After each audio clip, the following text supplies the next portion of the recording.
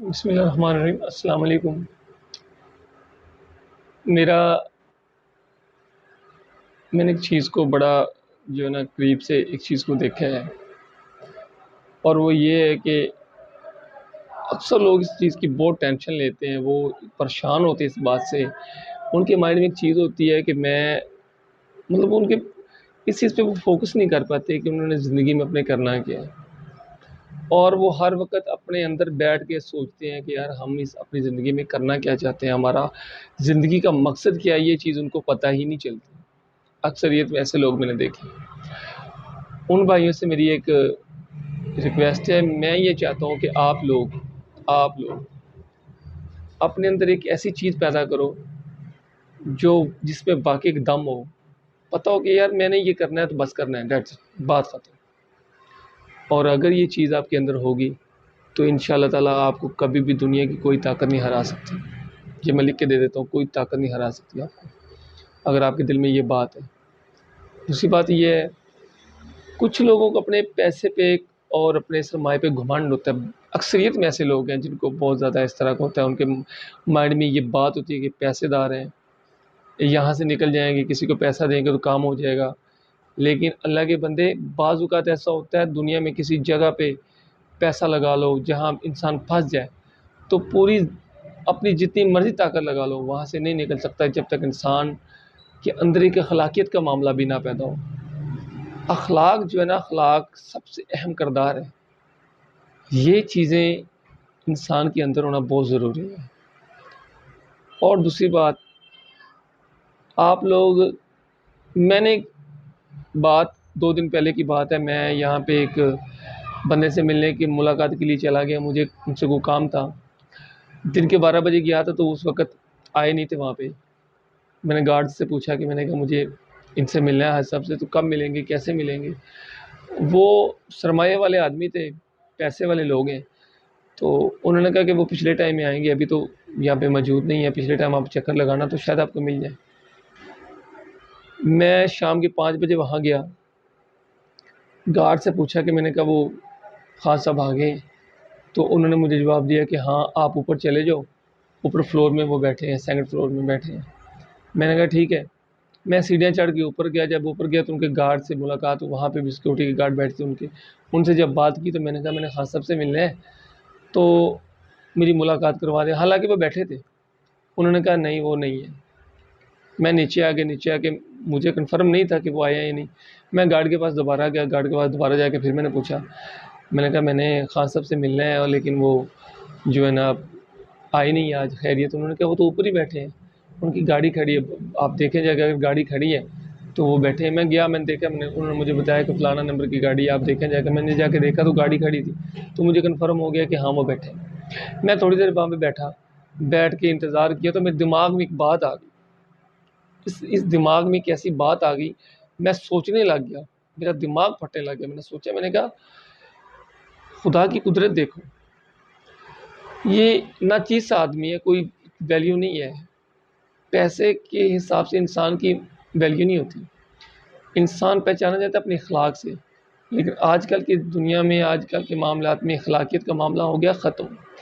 دنیا پہچانتی ہے پیسے سے۔ اکثریت میں لوگ ایسا سوال کر دیتے ہیں کہ یار میں فلانے بندے کی وجہ سے تیری عزت کرتا ہوں، یا فلانے بندے کی وجہ سے تمہیں میں سپورٹ دیتا ہوں، یا ایسے بہت سے سوالات ہو جاتے ہیں۔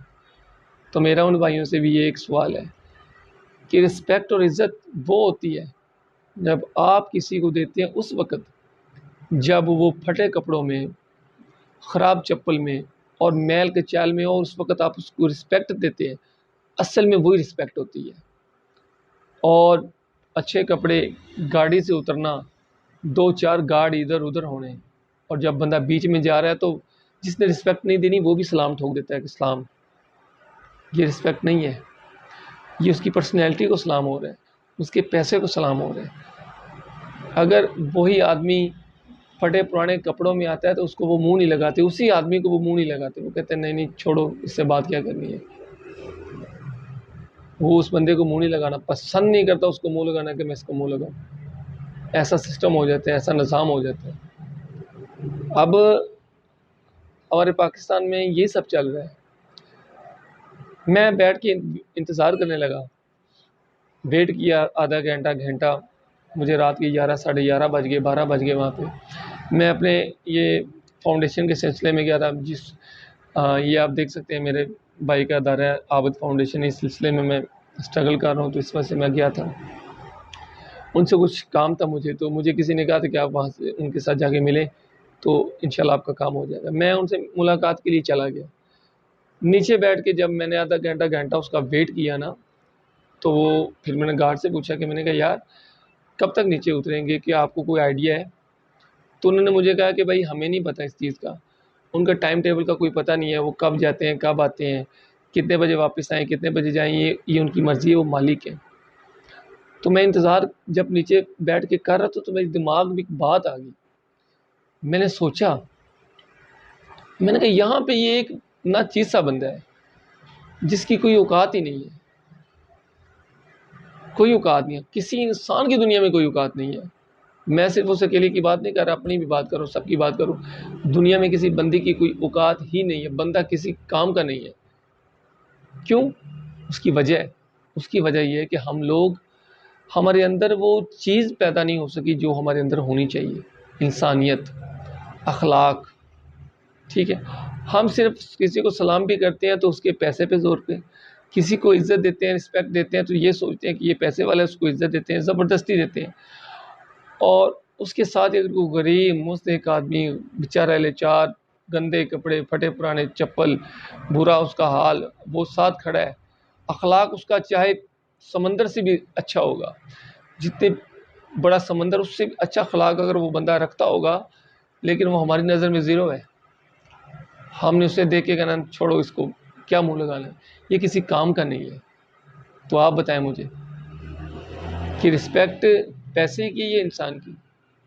اگر انسان کی رسپیکٹ ہوتی تو پھر اس غریب کو بھی اس کے ساتھ بٹھایا جاتا نا، اس کو کہتے کہ یہاں بیٹھ کے تو ہمارے ساتھ کھا، وہی لباس اس کو پہناؤ جو خود کھاتے ہو خود کھاؤ، اور اس کو ساتھ بٹھا کے کھلاؤ۔ محبت کا تقاضا تو پھر یہ ہے۔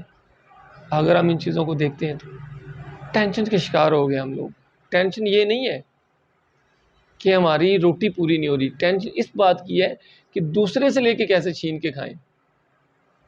یہ ٹینشن نہیں ہے کہ ہمارا کھانا نہیں پورا، یا ہم پریشان ہیں یار ہم کیا کریں، یہ پریشانی اب نہیں ہے۔ اب پریشانی یہ ہے کہ فلانا بندہ کھا رہا ہے، اس کے حصے کی روٹی ہم کیوں نہیں کھا رہے، اب یہ پریشانی ہوگی۔ میں یوٹیوب پہ اکثر یہ میسیج دیتا ہوں، میرا اس ادارے کو بنانے کا مقصد یہ ہے کہ میرے رشتہ دار، دوست، احباب جتنے بھی ہیں ان سے یہ ہے کہ وہ مجھے سپورٹ کریں، میرے ساتھ بھرپور تعاون کریں تاکہ میں اپنے اس ادارے کو چلا سکوں۔ یہ میرا شوق بھی ہے، میرا زندگی کا بہت بڑا مقصد ہے جس کے پیچھے میں سٹرگل کر رہا ہوں۔